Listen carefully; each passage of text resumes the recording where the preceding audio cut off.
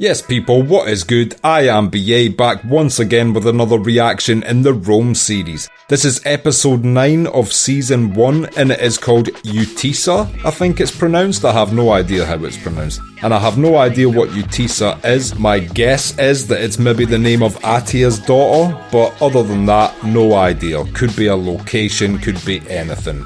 Anyway, last episode was basically all about Caesar's arrival to Egypt and the introduction of Cleopatra. When we first met her, she was addicted to an opium pipe, but she showed her strength straight away because when her servants told her that Caesar wouldn't accept her as an addict and she needs to kick that shit, she instantly was like, alright, throw it out. And she dealt with it and she kicked the habit while being transported to Caesar, and by the time she arrived to him, she was clean, so it was an impressive little instant character arc we got with Cleopatra. And Cleopatra's brother slash husband is currently the king, and all these older guys around him are basically making all the decisions for him, including having Magnus executed. And straight away after Caesar first meets this boy king, you get the feeling he's gonna side with Cleopatra because he's very interested in her whereabouts, and the boy king and his older people making the decisions know that, so they send assassins to Cleopatra to kill her before Caesar finds her, who get intercepted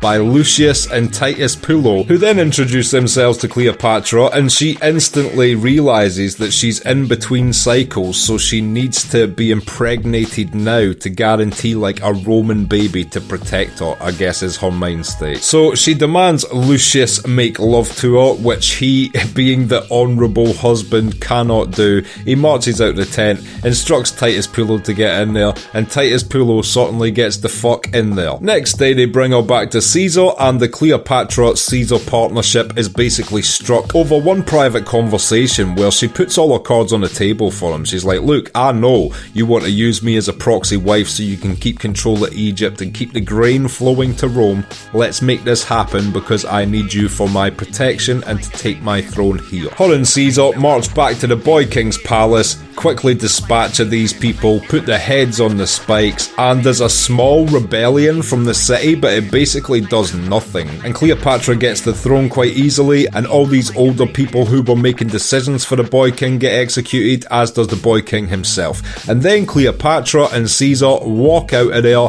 with a baby. All the soldiers are cheering, except Titus Pullo, who's like, yay, and Lucius Varenus, who's like, is that your baby? And I've got a feeling that they're going to roll with a storyline that is actually Titus Pullo's kid, which is A, almost as funny if it's left ambiguous as it would be interesting if they pursue it as a storyline, and B, just fucking hilarious in general. I love the fact that they made that part of the story, even though I'm assuming that part is not historically accurate. And as always, I'm looking forward to this week's episode, so without further ado, this is episode 9, season 1, Utisa. Let's check it out and see what it's saying to it. You know what sucks? I have been raving about this show to my friends in real life, and I've since introduced it to friends who, because they are not restricted to watching one a week, have since like taken over me. And you guys don't understand how much of a gatekeeper you can be until you recommend something to someone which they then take you over in, and then you're no longer the specialist in it but still feel like gatekeeping it because you're the one that showed them it.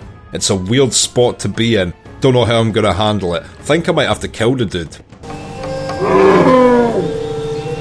Just Africa in general now, not even Egypt anymore. Oh man. A, what a great acting performance by that elephant. B, I don't want to see a dying elephant. Is that so?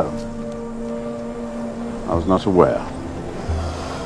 Why is this guy so fucked up? I thought all the Senate traitors against Caesar were welcomed back. Is he like so hardcore dyed in the wool in his belief against Caesar he refused to surrender? Otherwise, why is he so fucked up? Utica. What's there for us? Oh, so Utica is a place, and I pronounced it way wrong. Utica then? There's several things which have confused me just now. Why did this guy decide to come to Africa when it was there for him and the other Senate guys that had went against Caesar to apologise and be welcomed back into Rome with essentially a diplomatic immunity that no one can touch them? Why did he decide to come to Africa? Is he still actively battling against Caesar's forces and just losing over there now? Because I do know, you know, at the beginning in episodes 1 and 2, he was the most vocal in the Senate against Caesar from the beginning, so maybe he just refuses to give up. Just unsure as to why he's came to Africa. I think I shall make myself drunk tonight. Perhaps just this once you'll join me. I think not. I can see the benefits of both mindsets. I have been a drinker when I was younger, and I don't drink now. I can see why people enjoy it, because I've done it myself, and I can see why some people don't, because I like being on point all the time like I am now. If you'll excuse me, I need to urinate. There's a piss pot through there, I believe. Is this guy thinking about taking his own life? He seems so defeated right now, it wouldn't surprise me. Well, shit. I'm conflicted about that. You know, at the end of the day, I am Team Caesar. But this guy has kept it so real. Like, he wasn't two-faced, he let his intentions known from the beginning. At least he fell on his sword, quite literally. And you gotta respect a guy who, like, you know, will die for his principles and beliefs. Shows how fucking fraudulent all those other Senate members are, because when it was convenient for them, they backed Magnus, and when it was inconvenient, they went back and pled forgiveness from Caesar. Long story short, I like that guy. And with this person executed as well, that's basically all the turncoats who didn't go back and apologise now gone. So all we've got is people who have begged for forgiveness left now. The absolute snakes survived, in other words. This play's got some top level writing. Oh, they're reenacting what's just went down in Africa. Oh well, as long as Caesar liked it. Brutus didn't look like he enjoyed that. Banish Pompeian night forever! Happy day! Atia has some fucking nerve being anywhere near Caesar. I'm surprised Mark Antony doesn't say, like, keep the fuck away from her. She is the worst. I don't care if she's your niece or not. Tell that fucking back. Now, one of these two guys has a look on their face like they've just fucked the daughter of a sun god. Another one of these guys has a look on their face like they just passed up on the opportunity to fuck the daughter of a sun god. Are you home for good now? No more soldiering for me. And this is even more tragic to me because it's reminding me what for. A kid that isn't his and a wife that fucked around on him.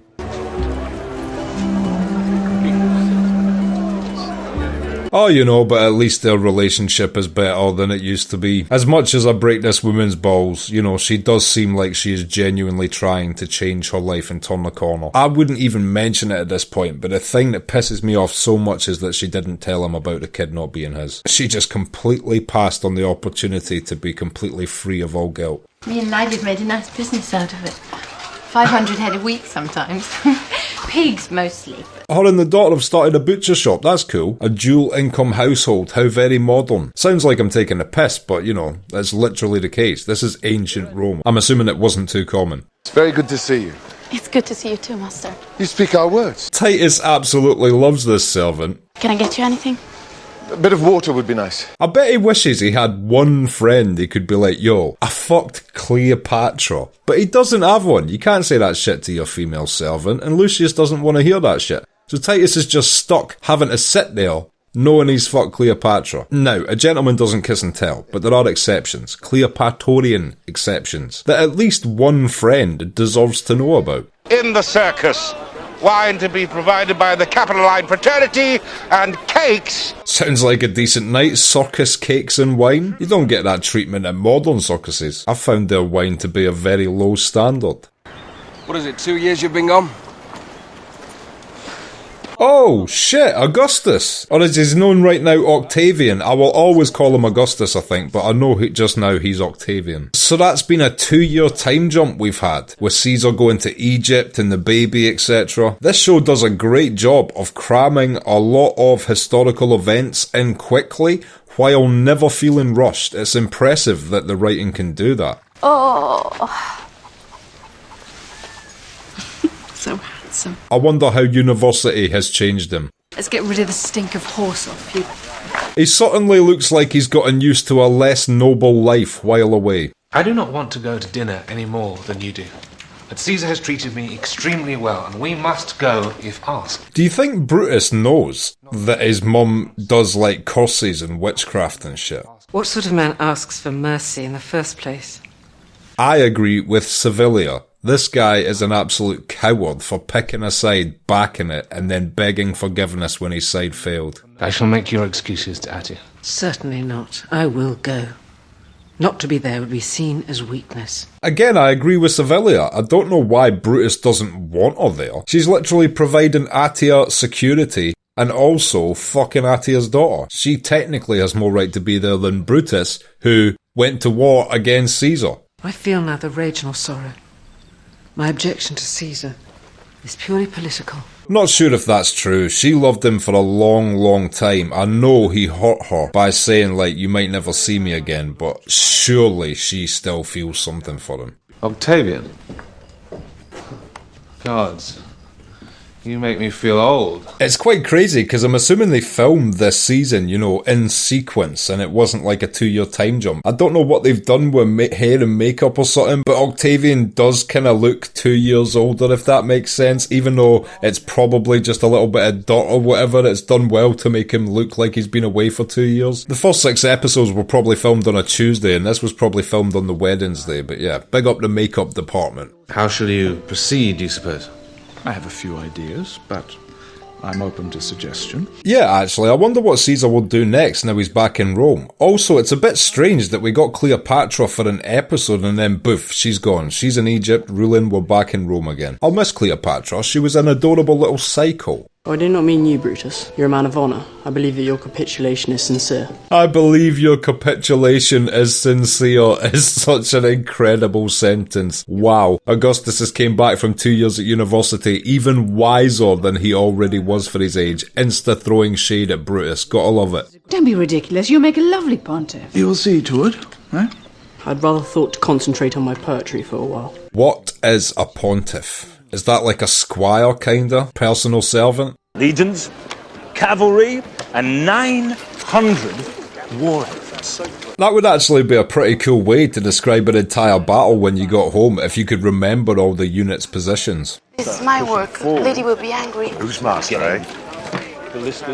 Man, she's basically not Titus Pullo's servant. He fucking loves this chick. He wants to wifey her. Fuck her being his servant. Charge on their own lines. Boom! Chaos! Jesus Christ. Calm down, Big Lebowski. I don't mind it. You've been discharged a month. I know. But yeah, war must be some adrenaline rush, and it must be hard to just getting used to chilling. Every day you're like watching your six, making sure your head's in cover, simple things like that, and then you go back to just having to sit in a chair in public and just chill. Very strange retransition to have to make. Smells like old times. Does that? You remember that little siege at Abaricum? Oh yeah, it didn't take Niobe long to get him to fucking task, did it? He's already working in Caesar's Legion, now she's got him part-timing on the pig stall. Does my man ever get a break from having to drive knives into things? Take your business elsewhere. What's it to you, you bastard? Bad for trade. And who the fuck are you, little man? He just cannot avoid trouble, can he? He tries so hard. You're a fucking shopkeeper's clerk. He's lucky that was just a punch. I thought that was a knife there. Such unnecessary shit to have to deal with, do you know what I mean? He's already got such a dangerous job. Now anytime he's working here, he's going to have to watch his back for these two Goombas coming back. I'm no prole to be abused. He's prefect in the Evocati. I completely agree with Lucius. You can't be a prefect in a legion and back down off some bitches at a fucking bakery stall. I wish you didn't care for him so much. I wish I didn't care for you so much. Oh, she's smooth as our Servillia. And Atia's daughter has the same suspicion as me that she still deeply cares for Caesar, which is natural. Costs or no costs. Octavian insisted it was not so. He said the noises she heard was some terrible affliction. Fuck. That's a horrible rumour to be going about. You must find out which god has cursed him. How can I do that? It's a secret. You must find it out. Okay, so yeah, Servillia has got Atia's daughter on her side for insider information, clearly. But also, what is she going to do with that information when she finds out he's seizuring and is cursed by Apollo? Does that mean she can refine her curse? Would that make you happy? Yes, it would. Got her wrapped around her finger already. It's quite a poor choice of words, actually. I could read to you. If you like. She better approach her questioning of Octavian very carefully because he is a very, very, very smart guy. If she says the wrong 2 sentences, he will twig that she is doing this on behalf of Servillia. Tell me a secret. A secret? Something shocking and dangerous that nobody knows. Tell her the brothel story. What affliction? Don't lie. One you told Mother about. Oh, it was nothing. Octavian's a good dude, protecting Caesar's illness. He's a loyal guy. Why this in particular? What do you care if Caesar has an affliction? I don't care the slightest bit. He's already starting to get suspicious with the question, why this in particular? I've tortured and killed a man. Liar. Do you remember Lucius Vorenus? Oh yeah, the murder story is a good runner-up to the brothel one. How sordid. It was the butcher I killed. Poor Lucius, man. Everybody knows that kid ain't his except him.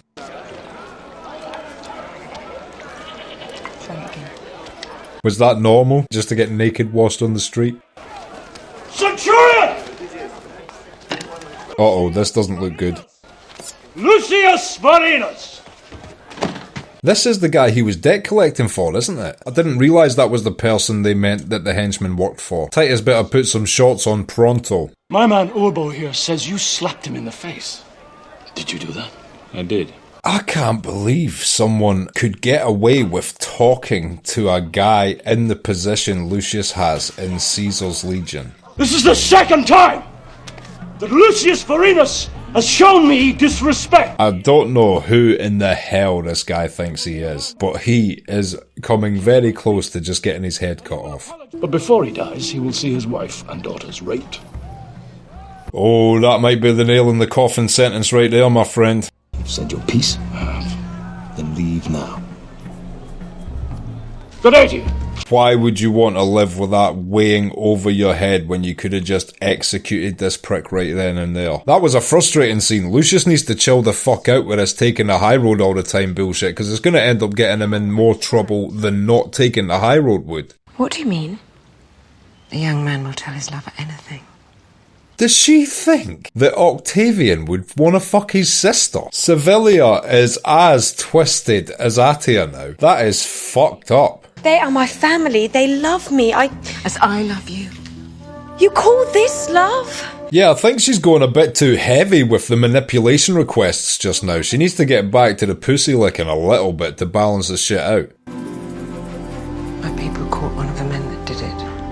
One of Timon's men. Oh shit. Okay, this is going to turn the daughter fully against her mum if she knows her mum killed her ex-husband. I didn't even realise Servillia knew that. She was just keeping that information for a key moment to fully turn her to the dark side.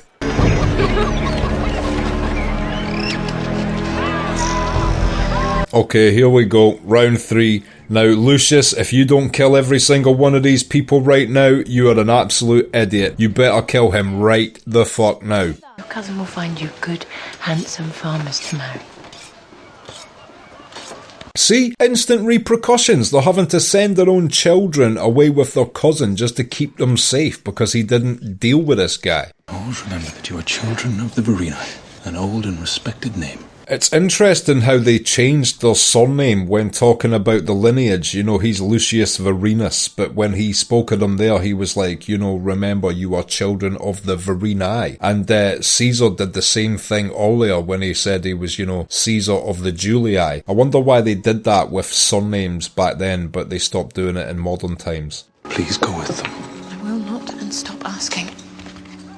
I'm flipping back and forth on who I fucking side in this relationship. Niobe has every right to be fucking pissed off this episode. This episode, I'm Team Niobe. I understand Lucius wants to be a man of peace, wants to leave it behind. I understand, but he was the one that fucking jumped up and came to the rescue of that guy getting his nose cut off in the street. He knew what it was going to lead to. Imagine starting some shit and then burying your head in the sand. Well, that's not quite burying your head in the sand, to be fair. He's ready. This is like the Roman times equivalent of a John Wick loadout. That looks like about 10 guys, 5 apiece for Lucius and Titus. I mean, these guys are legionnaires. I think they're going to run through these pricks. And again, Niobe's showing a change in character, choosing to stay to the death with Lucius. Here comes the consul Gaius Julius Caesar, son of Venus, imperator of the Gallic legions. Oh shit, Caesar himself. Well, these guys are gonna get a fucking shock when they walk up. No way. This is incredible. What a fucking pussy. That was so satisfying though. Would you honour us by drinking our water, sir? I'm happy to do so. Please sit. And that is a huge honour because he's a really important figure and at every moment he has to watch out for poison. So that's essentially saying, I trust that you will not attempt to take my life. I ask you to stand for Magistrate of Lower Aventine. On my slate. Magistrate of Lower Aventine. Is that an area of Rome? Is that some sort of councillor job? I will not speak against my beliefs. You misjudge me. I am no tyrant. I have taken dictator's powers legally. I think Caesar genuinely wants him to, you know, speak his own opinion in giving him this job. I cannot succeed alone. Will you join me? And it shows where Caesar's mind's at, because he's asking someone to join him who will keep him humble with having a difference of opinion, rather than, you know, be a yes man. And that genuinely makes Caesar look very good to me. It's so easy, if you get any sort of power in life, to gravitate towards yes men to reaffirm everything you do. I'd much rather hang about with a crew of ball breakers and devil's advocates, second guessing my every move to make sure we all as friends make the right ones in life.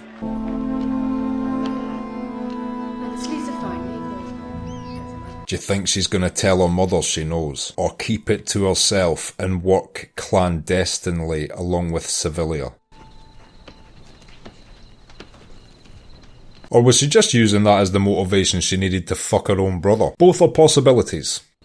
Were you looking for anything in particular? In fact, this being a HBO show, it's definitely option B. What the fuck am I even talking about?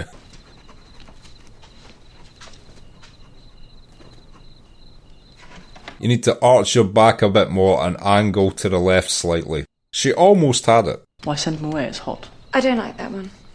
He looks at me. I'll see. Have Castor beat him. Fucking hell, Augustus. That is so unnecessary. Come lie down with me. Lie down with you? She's got a very non-natural seeming seduction technique. Something is clearly up. Only when I was scared. You were scared a great deal. I'm not scared now. Augustus sort of talked himself into it there by saying he's no longer scared. He sort of reverse psychologied himself. I'm not scared now. Well, a not scared guy would fuck his sister. Strange logic there, Augustus. Servillia was correct though, he clearly did like his sister in that way. You know what, especially with this episode, with the play reenacting the deaths of Black Toga Guy, and then this scene with a bit of incestuous stuff, this is so similar to Game of Thrones. I genuinely am now curious as to what was made first. I know George R.R. Martin had all this shit in his books probably long before this show, but man, these things are so similar in many ways. You're a virtuous woman, so you must know that seducing your own brother is wrong. Augustus is so intelligent. I mean, he still fucked his sister, but he was like, there's probably something she's wanting out of this, but I'll still take it. But afterwards, I bet she wants something. It's unlikely I've seeded you. Not with the moon in transit. Was that the nice way in ancient Rome is saying, since I finished on your face? What have I done? I feel so bad for this girl, by the way. I mean, if you think back to her entire story arc, first it was like she was forced into marriage of Magnus when she really wanted another man. Then the other man was killed. Then all this manipulation from Servillia while her mum hid the fact she had her ex-husband killed. Then Servillia telling her that it was her mother who had her ex-husband killed to get her on Servillia's side. This poor girl is just being manipulated and going through shit situation after shit situation. I really hope her character has a happy ending in this show. Calm down, Mother, really. Calm down, I've not even begun to get angry. Did they instantly just tell her they fucked? This show is non-stop drama. One of Timon's men. And where is this man? Did you speak to him? Is she still going to try and lie about this? You abase yourself for a stupid lie. Yes, she is. Servillia is the liar, you fool. She lied to turn you against me. There is so many low-life pieces of shit in this show, it's sometimes hard to keep up with them all. And again, just further layers of manipulation on this poor girl. When she finds out all the truths that has happened throughout this show, she is gonna fucking never recover from the trauma. By the way, I know Lucius is safe, but these guys better not come back and try and make an example out of Titus instead. You ready? You see him even laughing now when she calls him master. That is not how he sees this relationship. It's like he likes her so much he's keeping her as a slave just so he can slowly begin a relationship with her. Not through force, but you know, against her will kinda because she's a slave. Worked in the wood yards, probably. That's what I think. Explains the pine smell. Kinda feel sorry for the lady in this scene. He's literally woke her out of her bed so he can drivel, drunk and piss at her, but you know. Suck my cock, the lot of yous! I'm Titus Pullo, right? Okay, fucking finish your speech. I feel like he literally just said that in third person through the screen at me. You don't smile much, though.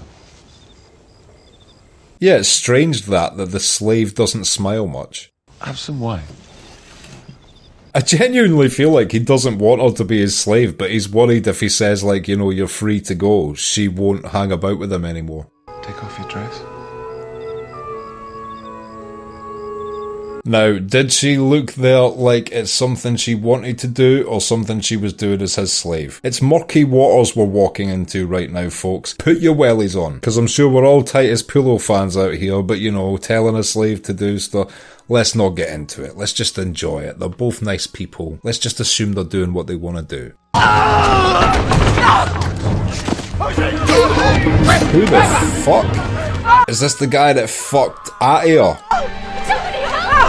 It is. If Servillia was cursing people before, they have no idea what she's gonna do now. Oh my god! She is getting absolutely tarred and feathered, essentially. Well, I guess at least Atia didn't have her directly killed, but I have no idea how Servillia is gonna get back on her feet and react to this. Hell hath no fury, like a fucking witch. Okay, and that was Rome episode 9, Utica, and I will be back in just a minute with my thoughts on that. So, Utica, what did I think of that? This show is absolutely amazing. I swear to God, in real life I've turned many people onto this show since I started watching it, and I'm actually glad because some of them are ahead of me now, and I've been like, damn, I hope I didn't recommend something to them that, you know, trails off. Well, it starts really good, but it genuinely goes from strength to strength and has no low point, this show. So straight away we're back in Rome, and I'm like, oh, no Cleopatra, that sucks. And I can't think about it for half a minute before they introduce a whole host of interesting new storylines. From Lucius getting in trouble with those guys at the market and his wife starting the market, to Augustus returning home, to Servillia telling the daughter that it was Atia that had her ex-husband killed and then forcing her to go and try and get the information about Caesar's affliction from Augustus and then making her return to actually fuck him in the hopes that he would divulge the information afterwards. So much drama, and it was literally sequentially hitting you round the face with it, because just when you think, holy shit, she's just fucked her brother. That's very dramatic. The very next scene is Atia herself finding out straight away. And then after that, the very next scene is Atia getting revenge against Servillia. Every single scene almost was written with a punchline in this episode. My favourite scene was when that guy returned to try and fight to the death with Lucius. Well, we thought it was him, and it was actually Caesar himself. So when that guy and his cronies showed up, they had a Roman legion posted outside Lucius Varenus' house. Hopefully that sends a little message to them that they should maybe pick a different target to try and bully from now on. And Lucius accepted the job. I forget what it was, but it sounded like it was a guy who would oversee a certain district of Rome or be the voice for it in the Senate, which is a really cool thing because A, he'll be getting paid for something which is non-soldierly, which is exactly what he wants, to be able to chill in Rome peacefully with his family. And B, it shows Caesar to be a bit of a stand-up dude, you know, because Caesar knows Lucius will have opposing views to his, but he wants him on the job because he knows how good he will be at it, regardless of the fact that they may clash in their beliefs from time to time. And there's nothing better than a ruler who is completely up for his people around him questioning his decisions and keeping him right, because one mind will never be able to make as good a decision as 10 good minds can. It's how we progress as human beings, you know. One person comes up with this and another person adds to it and they add to it and they add to it, and before you know it we've got things like televisions and PCs and mobile phones. And yeah, it just makes Caesar seem very wise as a leader that he would recruit someone like Lucius into a position like that. And then the bookend of this insane episode was showing that Titus, I mean, we all know it, like from the opening time he saw this woman, he like instantly fell in love with this woman who is technically his slave, but he doesn't see it like that. And the last scene showed that he really wants to start a relationship with her. It was obviously a bit murky because technically she is his slave and he's asking her to take off her dress, etc. Could she have said no in that situation? Does that make it weird? Do you guys think she wanted to do that anyway, or it's just she is obeying her master essentially? That's why I don't know how to feel about that scene 100%, but one thing I will say, I genuinely think if she had have said no, he would have respected her decision. I just don't know if she knew she was in a position to be able to say no and him respect the decision. And what an incredibly dramatic episode. I can't believe how good the writing is on this show, seriously. This whole shit with Servillia and the daughter and Atia and now Augustus returning and getting in the mix. There is so much drama going on, and it's such traditional like family drama, conflict between other families, things we've seen in many shows from Game of Thrones to The Sopranos and all the way through. But the writing in this is so fresh, so original, so many legendary scenes, so well acted and filmed that I'm just truly enjoying every single episode. And I'm going to reaffirm what I've been saying for the last few episodes. Right now, this is probably one of the best season 1s I can ever remember having watched. And I'm looking forward to episode 10 next week. If you've liked this video, click like, subscribe to the channel to see more videos like this, ring the bell to be notified as to when they drop. If there's anything you want to talk about, comment down below and share this around to anyone you think might appreciate it or want to watch these reactions along with us. My Patreon link is down in the description. If you become a patron, you get access to my blog, you get access to these reactions I put on YouTube a month and a half in advance, and you also get access to full-length versions of everything I react to. So consider becoming a patron, it helps me and my channel out so much, and until next time, I have been BA, peace.